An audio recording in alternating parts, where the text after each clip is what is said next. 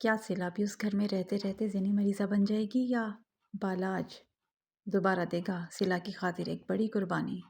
شروع کرتے ہیں اپنا ناول خواب جنون اگلی قسط۔ دور کہیں سے فجر کی اذانوں کی آوازیں سنائی دے رہی تھیں، جبکہ اس کمرے میں صبح کے اس وقت بھی بھرپور زندگی دوڑ رہی تھی۔ اسٹڈی ٹیبل کے سامنے جا بجا کاغذات بکھرے تھے، پاس ہی امان کا ٹرائپوڈ اسٹینڈ، اس کا موبائل بھی پڑا تھا، جبکہ وہ خود ان کاغذات پر جھکا کچھ کر رہا تھا۔ پاس ہی 2-3 چائے کے خالی مگ پڑے تھے، جبکہ اس سے فاصلے پر موجود بیڈ پر افراتکیوں کے سہارے اونگتے ہوئے اپنی کتاب پر جھکی تھی۔ آج اس کا آخری پیپر تھا۔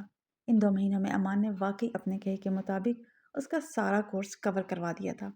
اپنے ہر کام کو پس پش ڈال کر اس نے اپنا زیادہ سے زیادہ وقت افرا کو دیا تھا، اور یہی وجہ تھی کہ اس کے امتحانات اس کی توقع سے بڑھ کر اچھے ہو رہے تھے، اور آج اس کا آخری پیپر تھا۔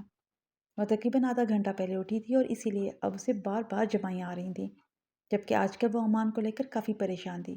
اس نے اپنی پوری زندگی میں کسی انسان کو اپنے کام کے ساتھ اتنا مخلص نہ پایا تھا جس قدر وہ تھا۔ افرا نوٹ کر رہی تھی کہ آج کل وہ بہت کم نیند لے رہا تھا۔ نہ جانے کس مقام پر وہ سٹک ہوا تھا کہ جب تک اس کا وہ مسئلہ حل نہ ہو جاتا، وہ ایسے ہی اپنا کھانا پینا تک بھلائے رہتا۔ ابھی وہ غور کر رہی تھی کہ وہ تو ابھی اٹھی تھی، لیکن امان شاید پوری رات نہ سویا تھا۔ اس کے پاس پڑے خالی چائے کے کپ اس بات کے گواہ تھے۔ افرا سنجیدگی سے اسے ہی دیکھ رہی تھی، جس کے چہرے پر واضح تھکن کے آثار تھے۔ اب وہ کاغذات سے سر اٹھا کر موبائل پر کچھ کرنے لگا۔ غالباً وہ اپنی رات ریکارڈ کی جانے والی ویڈیو اپلوڈ کر رہا تھا۔ اس کے ہاتھ تیزی سے موبائل کی اسکرین پر حرکت کر رہے تھے۔ امان، کوئی مسئلہ ہے کیا؟ مطلب میں دیکھ رہی ہوں کہ آپ نے کھانے پینے حتیٰ کہ سونے تک کا ہوش بھلا دیا ہے۔ وہ فکر مندی سے اسے دیکھتی ہوئی گویا ہوئی، جس کی آنکھوں کے نیچے سیاہ حلقے ابھرنے لگے تھے۔ ہاں، چھوٹا سا ایک مسئلہ ہے، اور ایسے اتار چڑھاؤ بزنس میں آتے ہی رہتے ہیں۔ انشاءاللہ جلد حل ہو جائے گا۔ بس اب بزنس کو ایک سٹیپ مزید آگے بڑھانا چاہ رہا تھا، اس کے لیے ایک نئی اسٹریٹجی پر کام کر رہا ہوں۔ وہ مسکرا کر موبائل میز پر رکھتا کرسی سے پشت ٹکا کر فرصت سے اس کی جانب متوجہ ہوا، جو کتاب سائڈ پر رکھ کر بستر سے اتر رہی تھی، مگر ایک ہی قدم آگے بڑھانے پر اس کی آنکھوں کے آگے اندھیرا چھا گیا۔ اس سے پہلے کہ وہ لہرا کر نیچے گرتی، امان پھرتی سے اٹھ کر اس کی جانب بڑھا۔ کیا بات ہے افرا، تم ٹھیک تو ہو نا؟ امان نے فکر مندی سے اسے بستر پر بٹھاتے ہوئے اس کا زرد پڑتا چہرہ تھاما۔ پچھلے چند دنوں سے اس کی طبیعت کچھ ٹھیک نہیں تھی، جسے وہ مسلسل نظر انداز کر رہی تھی، مگر آج جس طرح کا چکر اسے آیا، اسے زمین و آسمان گردش کرتے دکھائی دے رہے تھے۔ ہاں، دراصل امتحانات کی وجہ سے سلیپ سائیکل ڈسٹرب ہو گیا، اور اسٹریس کی وجہ سے شاید کمزوری ہو گئی ہے۔ اب میرا امیون سسٹم آپ کی جتنا مضبوط تو ہے نہیں کہ رات رات بھر جاگنے کے بعد بھی میں ٹھیک رہوں۔ اس نے پھیکا سا مسکرا کر کہا، ورنہ آج اپنی حالت کی بدولت وہ خود بھی اچھا خاصا ڈر گئی تھی۔ اچھا، ایک کام کرتے ہیں، بھی پیپر کے بعد واپسی پر ڈاکٹر کے پاس چلیں گے۔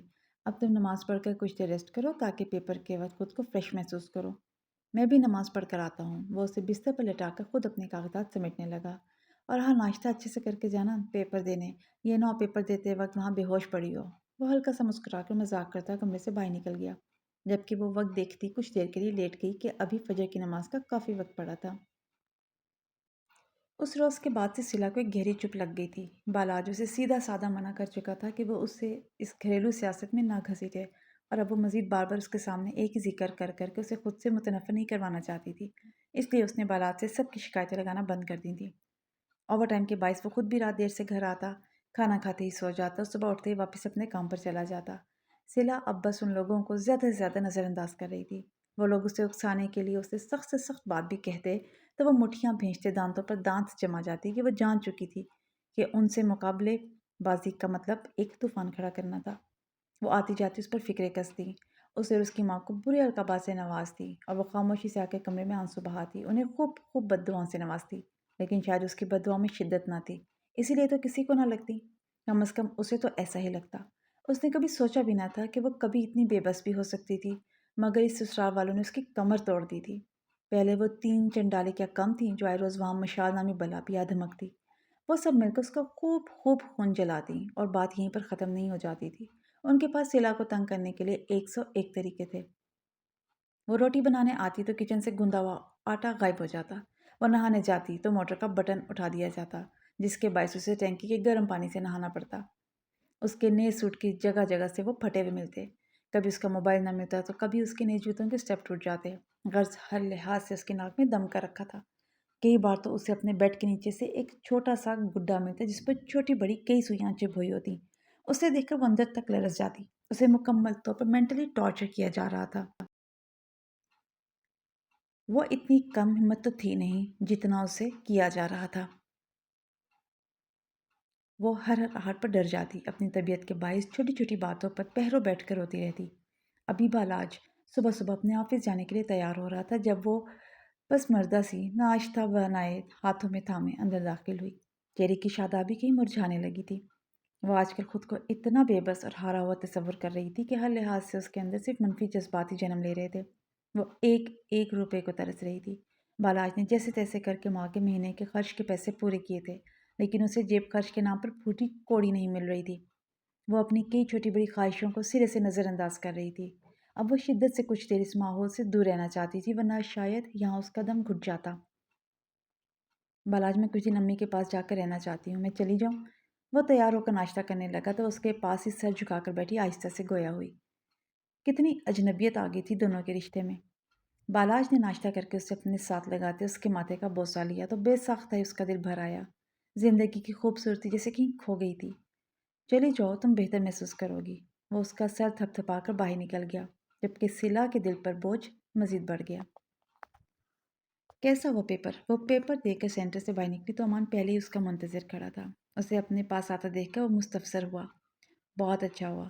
وہ چہکتے ہوئے اس کے پیچھے بیٹھی تو امان نے بائک سٹارٹ کی اور طبیعت کی سناؤ؟ امان کی آواز میں فکر مندی تھی۔ ہاں، طبیعت ٹھیک ہی ہے، بس چلتے چلتے آنکھوں کے آگے اندھیرا چھا جاتا ہے۔ کچھ ہی دیر میں وہ ڈاکٹر کے کلینک میں ڈاکٹر کے روبرو بیٹھے تھے۔ ڈاکٹر نے افرا کا تفصیلی معائنہ کر کے انہیں خوشخبری کی نوید سنائی تھی، جسے سن کر دونوں کے پاؤں زمین پر نہ لگ رہے تھے۔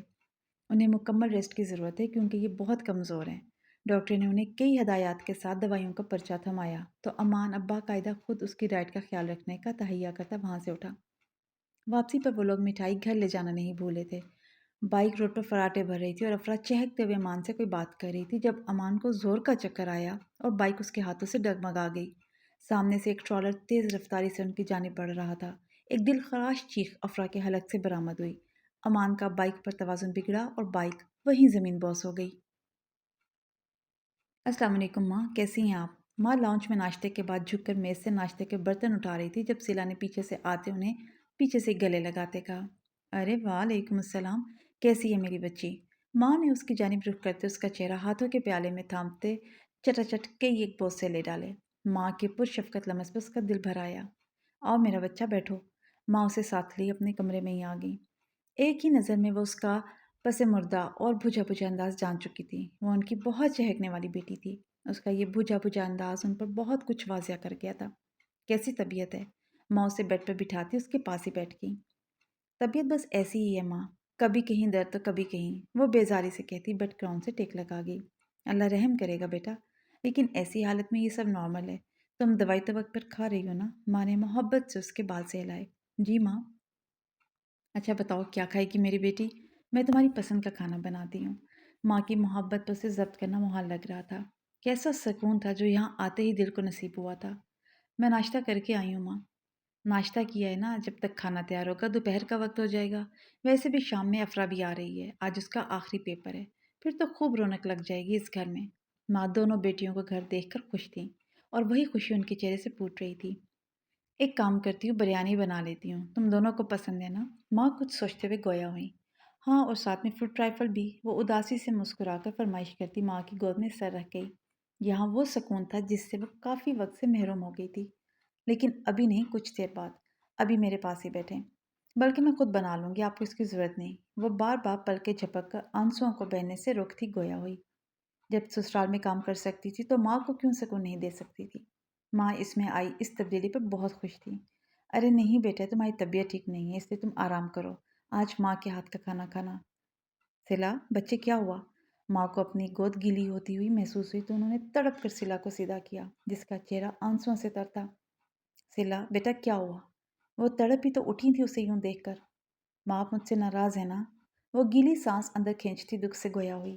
میں نے آپ کو بہت تکلیف دی، آپ کا مان توڑا، اپنی مرضی، بس سلا بچے کیا ہو گیا ہے؟ جو گزر گیا وہ گزر گیا، بھول جاؤ سب۔ اور میں اپنی بیٹی سے ناراض نہیں ہوں، ہو ہی نہیں سکتی۔ بھلا کوئی ماں بھی اپنی بیٹی سے ناراض ہو سکتی ہے؟ ماں نے اسے شدت سے اپنے سینے میں بھینچا۔ بیٹی کی یہ حالت ان کا دل چیر رہی تھی۔ وہ ان کے سینے میں منہ چھپائے پھوٹ پھوٹ کر رو دی۔ نہ جانے کون کون سا دکھ وہ آنسوؤں کی صورت بہا دینا